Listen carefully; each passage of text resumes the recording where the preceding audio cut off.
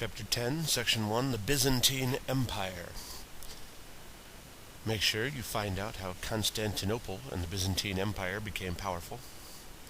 Look for the achievements of the age of Justinian, and learn about the later years of the Byzantine Empire.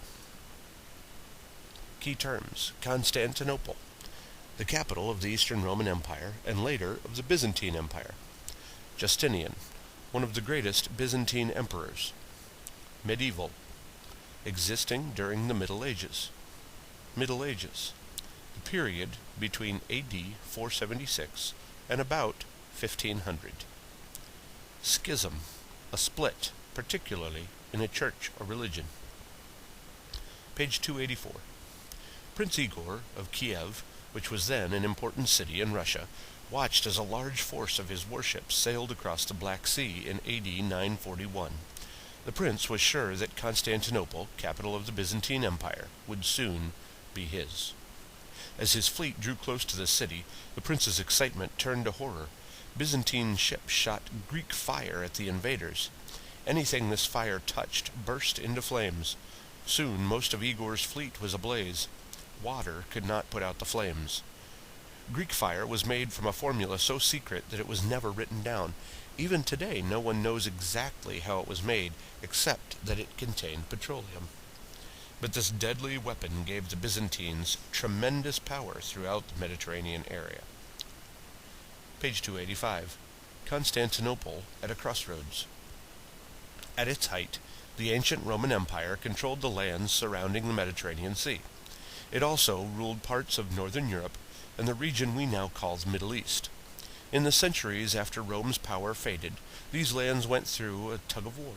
Two groups, the Christian Byzantines and the Muslim Arabs and Turks, developed powerful civilizations at this time. These two groups sometimes shared control and sometimes fought over the region. Constantine and his capital. The Emperor Constantine began his rule of the enormous Roman Empire in A.D. 306. As you have read, his reign was marked by two important changes. First, Constantine became a Christian and stopped the persecution of Christians. Second, after 20 years of ruling from the city of Rome, Constantine decided to build a new imperial capital. Constantine chose Byzantium, an ancient city founded by the Greeks at the eastern end of the empire. He spared no expense building and fortifying his capital, which was renamed Constantinople, the city of Constantine. By the early 500s, Constantinople had large markets, forums or public squares, paved roads, a cathedral, a palace, public baths, and a hippodrome or circus. An estimated 500,000 people lived there. Although the name of their city had changed, the people who lived there were still called Byzantines. Page 286. The emperors who followed Constantine continued to rule from Constantinople, in the eastern part of the empire. When the Roman Empire split into two parts, the eastern half proved to be by far the stronger. One reason for its strength was military. The Byzantines had the strongest army in the region. Another reason for the Byzantine strength was trade. Constantinople was built at a major crossroads of land and sea routes. Find it on the map on page 283. Notice that it is located on the Bosporus. The Bosporus is a straight or narrow channel that links two bodies of water. It connects the Black Sea and the Sea of Marmara, which flows into the Mediterranean Sea. Two continents, Europe and Asia, meet at the Bosporus. Goods came to Constantinople from Kiev in the north, from Egypt in the south, and from as far away as China in the east. The Byzantines charged taxes on all goods that went through the city. Over time, the Byzantine Empire grew rich. The Byzantines stand alone. As you have read, the Western Roman Empire fell. After it fell, the Eastern or Byzantine Empire stood alone. The period from the fall of the Roman Empire in A.D. 476 to about 1500 is known as the Middle Ages. This period is also labeled medieval or existing during the Middle Ages. In the early Middle Ages, the Byzantine Empire remained strong. This allowed the Byzantines to preserve many Roman achievements and traditions. Reading check. Why did Constantinople become rich and powerful? The age of Justinian. As Rome was falling to invaders, strong fortifications and an excellent army protected Constantinople. But these were not the city's only strengths.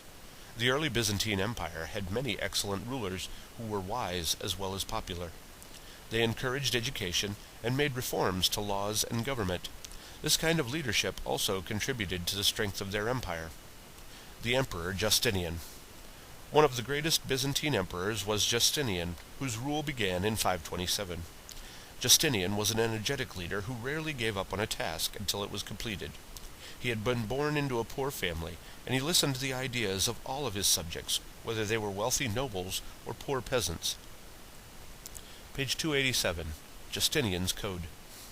One of Justinian's most lasting contributions was a system of laws.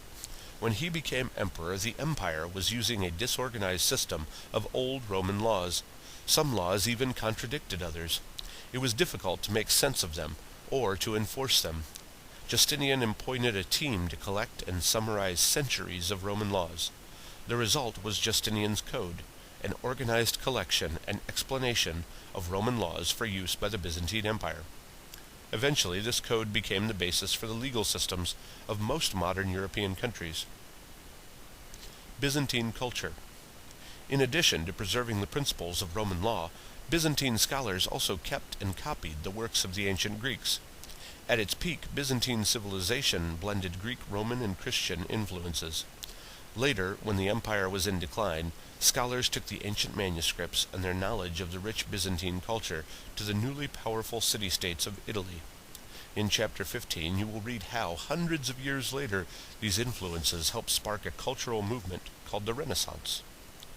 Reading check. What cultures influenced Byzantine civilization? Page 288. The empire's later years. After Justinian's death in 565, the Byzantine Empire began to decline. Later emperors had to fight wars against many neighboring enemies, including Persians and Turks to the east, Arabs to the south, and Germanic peoples to the north and west. The Byzantine Empire was shrinking in both size and power. As the Byzantines struggled to keep nearby enemies from invading Constantinople, religious and political arguments were weakening the empire from within.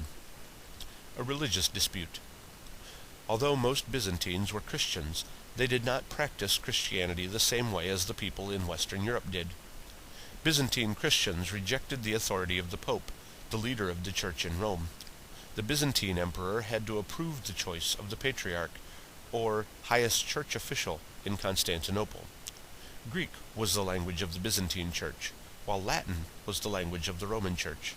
The two branches of Christianity began to grow apart.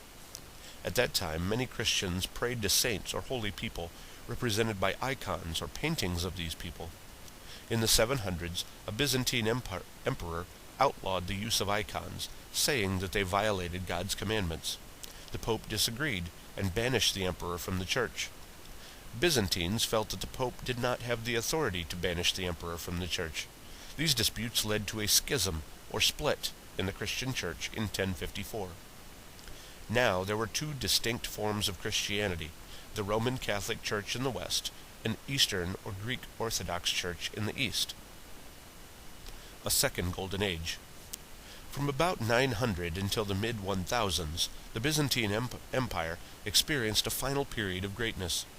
Trade increased and merchants came to Constantinople from as far away as Venice and Russia. Once again, the population of the city grew in size and diversity. As the economy grew in strength, so did the government. The long reign of Basil II, from 976 until 1025, was the most exceptional period of Byzantine history since the rule of Justinian. The empire regained some of the land it had lost. There was a burst of creativity in the arts. Page 289. The fall of Constantinople.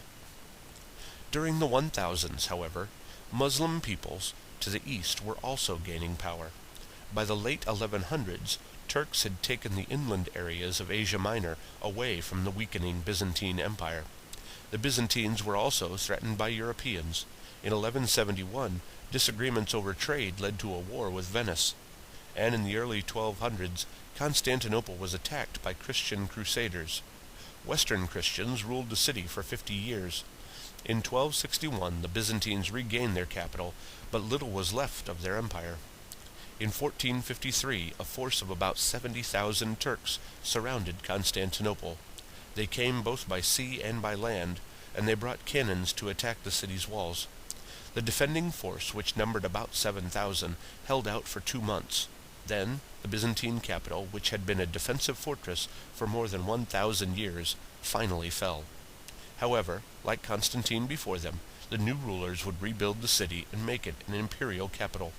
Renamed Istanbul, the city at the crossroads became a great center of Muslim culture and the capital of the Ottoman Empire. Reading check. Why did Constantinople finally fall?